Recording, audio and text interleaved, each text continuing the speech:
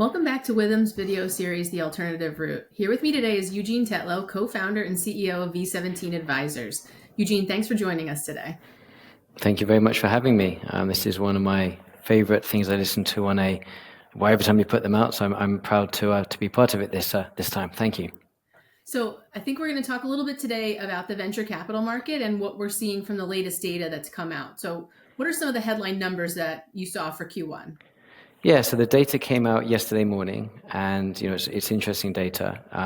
At a high level, here are some of the numbers that really stood out. So on the number of venture funds with a successful first close, unfortunately, Q1 of 2025 saw a post-pandemic low.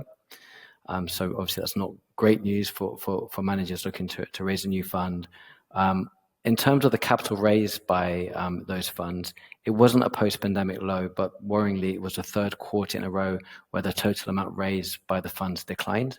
So obviously that's not positive news either. But I guess what the most striking kind of thing that came out of Q1 was just the dominance by artificial intelligence and machine learning. 71.1% of the total deal value in the first quarter came from AI and ML deals.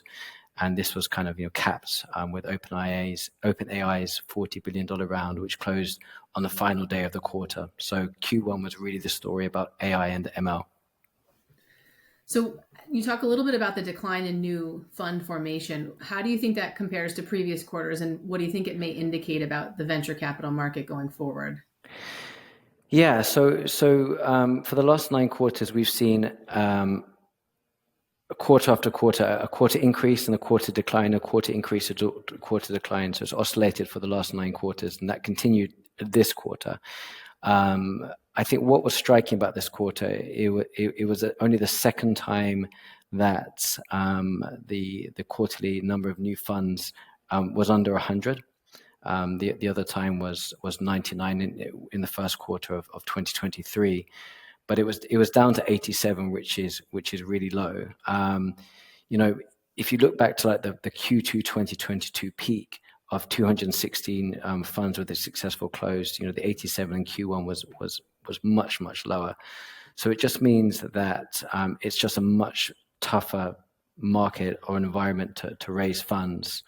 As each quarter has oscillated, all eyes are going to be on Q2 and hoping that 87 number goes back up. Hopefully, we want to see it go up above 100 again. I mean, we don't want to see that kind of trend of less than 100 funds with a successful first close. So all eyes are on Q2. What do you think some of the potential long-term implications may be if we continue to see declines in fundraising within the venture capital ecosystem? Yeah, I think we'll see a smaller pool of active managers, especially at the early stage. That could see a reduced competition for deals, but it can also potentially limit innovation capital. I think what we'll also see is an extension to the fundraising timeline, and this will kind of put pressure on operating budgets for managers, especially first-time managers. And it will also lead to fewer new fund formations. In the long run, this dynamic may favor kind of managers who have a successful fund 1, fund 2, fund 3, fund 4, family of funds already, platform funds, and also I think it will also favor groups with kind of strong institutional LP relationships. I think it's a very tough time to be a first-time venture capital fund manager right now versus 4 years ago when it was much easier. Yeah. Can you talk a little bit about the AI and machine learning sectors? How does the concentration there, you think, affect other industries that are seeking investments? Well, I mean, just to focus on that, AI machine learning investments not new to the venture capital ecosystem, but this is looking like it will be the first year where over 50% of deals. So right now, AI and machine learning are absorbing a disproportionate share of capital and attention. Of the $8 billion plus venture capital deals in Q1, 7 of those were AI companies, Binance being the outlier. While that reflects strong conviction in the space, it also risks crowding out non-AI sectors, like climate, which is obviously under pressure at the moment, fintech, digital health, or even consumer. And even if those verticals are strong on fundamentals, what is trending right now is AI and machine learning. So over concentration can lead to valuation inflation in AI and also undercapitalization elsewhere. And it creates sort of long-term imbalances in innovation fundings. But what it also means is that there are good opportunities out there that are not AI and ML focused.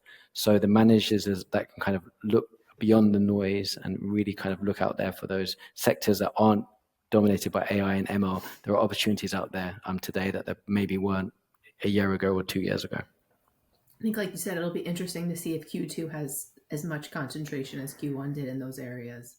Yeah, it's the open AI on the last day of the quarter really kind of jumped out. So that really boosted the AI numbers. Yeah.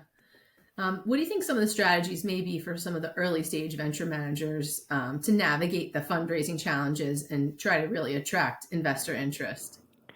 I mean, the easiest thing to do is put an AI ML angle on anything that you're doing. That will grab attention, get you in the door. But on a serious note, look, emerging managers need to show a clear differentiation story today. 4 years ago, during the throthy periods of end of the pandemic, money was flowing into venture capital. It was relatively easy to raise money. Now LPs are looking for operational excellence. They're looking for the right service provider, the right audit firm, the right tax firm, a credible plan to deploy the capital, especially in today's narrow capital environment.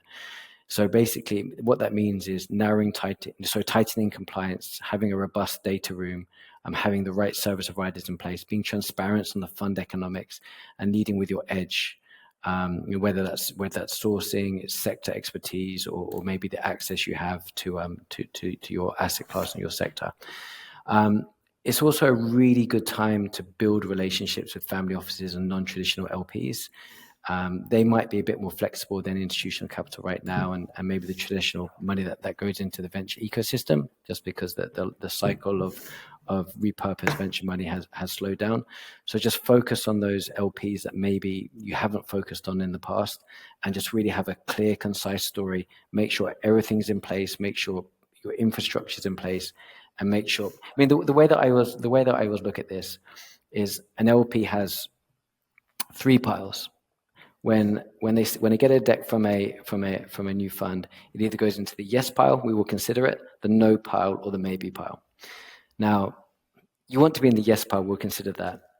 If you get into the no pile, then you're out of the way. And if you get into the maybe pile, you're out of the way as well, because the amount of new funds that come into the desk of an LP means that they never really get to their maybe piles. So you just, before you go to market, before you go out there and meet these LPs, make sure that everything is robust, everything is tight, and all of the questions that the LP might ask, you've got them answered and ready to go. That's probably the best advice I can give to managers at this point. Makes a lot of sense, especially as you said, it's getting to be a more difficult market for emerging managers. Moving back to the venture-backed IPOs, how are some of the largest IPOs of 2024 performing? Yeah, so this is actually some positive news. The IPOs of 2024. So people look for IPO in venture. Obviously, it's a good exit, and the IPO data has been good. If you look at the $1 billion plus IPOs last year.